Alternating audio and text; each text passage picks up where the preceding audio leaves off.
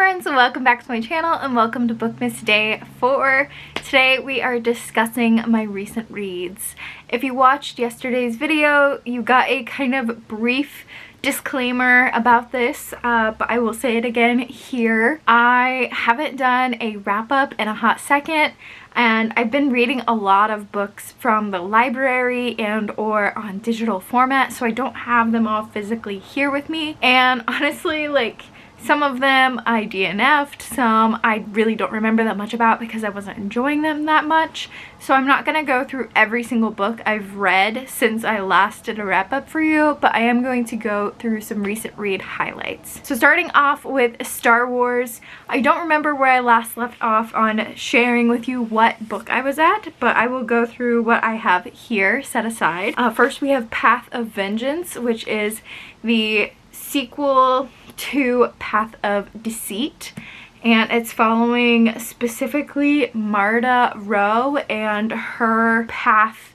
into what will lead to the Nihil. I really enjoyed this one. I love getting Marta's perspective, or like a villain-ish perspective, but what's really interesting about hers is that it really causes you to question the Jedi, and I love having like open discussions about beliefs and everything, so I really did enjoy this book. I also read Quest for Planet X, which is the sequel to Quest for the Hidden City, and this one I honestly, it was a little I mean, it says it in the name, it's the Quest for Planet X, but I won't spoil too much, but it's very on the quest side, less so on the Planet X side, and I wish it had been a little more on the Planet X side. So that is the middle grade. I also read Star Wars The High Republic, the Nameless Terror graphic novel, and this is following specifically the villains or creatures that the villains in the High Republic first prequel phase, or it's not technically the first phase. This whole High Republic is crazy. If you want a breakdown of how to read the High Republic timeline, I have a video linked here of at least part 1. But this is following the creatures that Marta Rowe and the Mother in the Path of the Open Hand use against the Jedi. So this kind of delves more into those creatures. And finally, I read Tales of Enlightenment, and this one is short stories actually taken out of a publication that George Mann wrote for and put into a like binded book. And it's Enlightenment is a bar in the High Republic series, and it's following Tales of Enlightenment, so tales specifically of patrons of this bar. And it was interesting as well. I really enjoyed this one.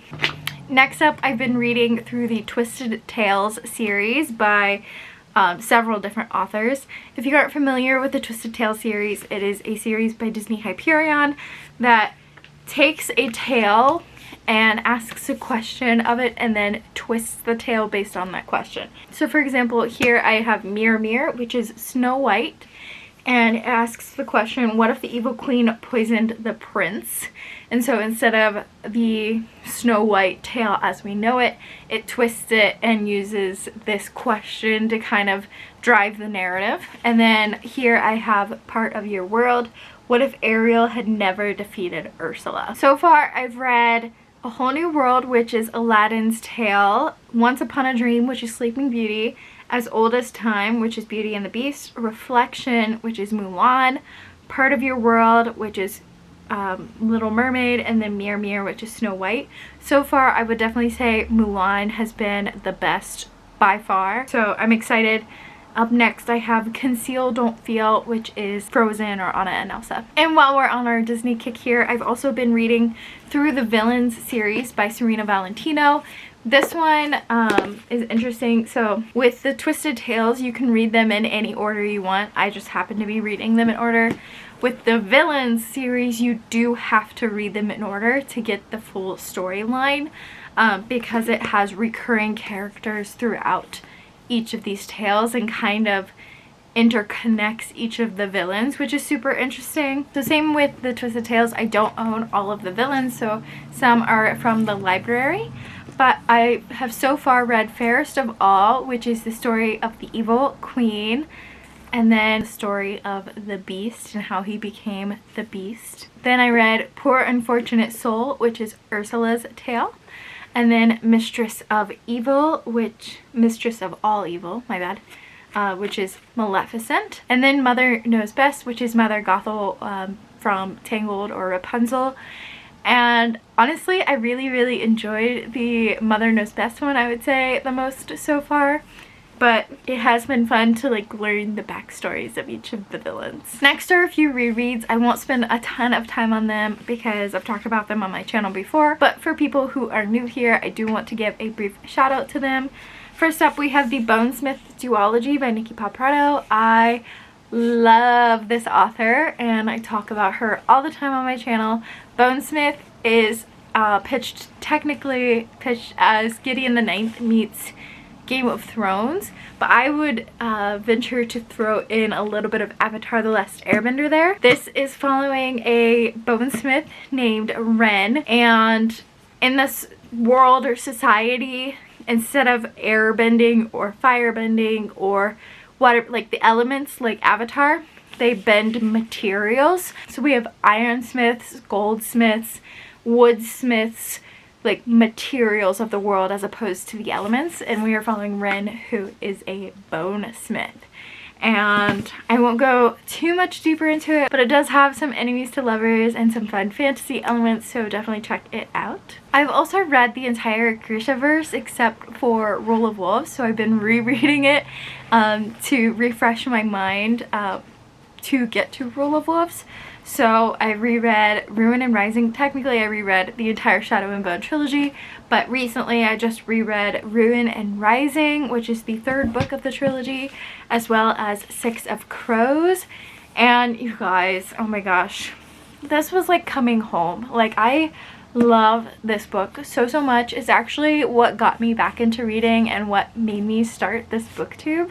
So it's very sentimental to me. I have a top 5 in my head, and I've considered, like, there's another book I really enjoyed recently, and I considered putting that in instead of Six of Crows, but after rereading this has such a solid place in that top 5 that it can't get moved. So I recall the feeling of potentially taking that out of the top 5. It's staying right there.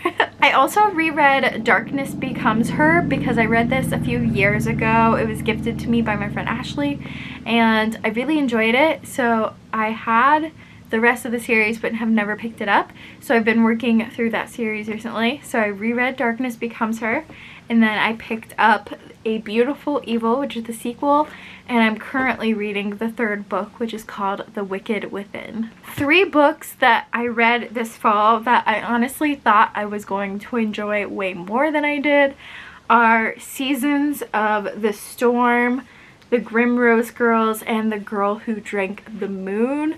These 3 I thought I was going to love, and they didn't do it for me. Seasons of the Storm is in this society or world. The seasons have to kill one another in order to like take on their season. So like fall is killed by winter, and then winter is killed by spring. So the next season kills the previous season, if that makes sense. However, we have 2 seasons that fell in love, so they're navigating the complications of that. The Girl Who Drank the Moon is a middle grade, and it follows a witch is given or sacrificed a child every year, and the witch is like, what the heck is going on? But these people have built this superstition around this witch, and the witch is just like, well, I guess I'll take it to the next town over and let it be raised and loved. So it's just this like miscommunication trope almost, but with a witch and sacrifices. I thought it sounded so fun, but just didn't quite hit as much as I wanted it to. I did love the little dragon character though. And then the Grimrose Girls is fairy tale characters mixed with dark academia, and it's this girl who discovers that there's a book written and it follows like the actual Grimrose tales, and that's how those girls die. And like the girls are being murdered one by one, and you're trying to figure out like who is who and who's gonna be murdered and all these things. So it did sound really cool, but again, it just did not hit for me for some reason. Now on the flip side of that, 4 books here that I didn't anticipate liking and actually really enjoyed. First we have The Drowning Woman, which is by Robin Harding. This is an adult thriller, mystery, suspense, whatever you want to call it, and it follows this woman who's running and hears a splash and then finds the drowning woman and befriends this drowning woman who has an abusive husband, and so they're working together to like get her out of this situation. And then we have Dreadful. I actually picked this up on a whim at Barnes & Noble and I actually enjoyed it a lot. It was following a wizard and he wakes up, he's experiencing amnesia and can't remember anything. He's supposed to be this evil wizard and he's relearning himself and ends up being like a pretty decent person, so that was fun. Then Mexican Gothic follows a woman who receives a letter from her cousin, if I remember correctly, and her cousin is like, they're forcing me to take poisons and they're trying to kill me or torturing me and keeping me inside and won't let me leave and all these things. So she goes to this place to figure out what's going on because her cousin has been known to be like hysterical at times. So she goes to the place to figure out what's going on. So it's a little bit of a mystery in that regard. And then Night Books was also super cute. It's a middle grade. It actually does have an adaptation on Netflix I've seen. So I'll have to check that out. But we follow a young boy who gets lured in by a witch and gets stuck in her apartment, and he works with the fellow child who was also lured in to try to escape. So those were my fun fall spooky-ish reads. I've also been reading the graphic novel series Hooky. This is following 2 twin young witches who are prophesied to be evil, but they're just trying to be good.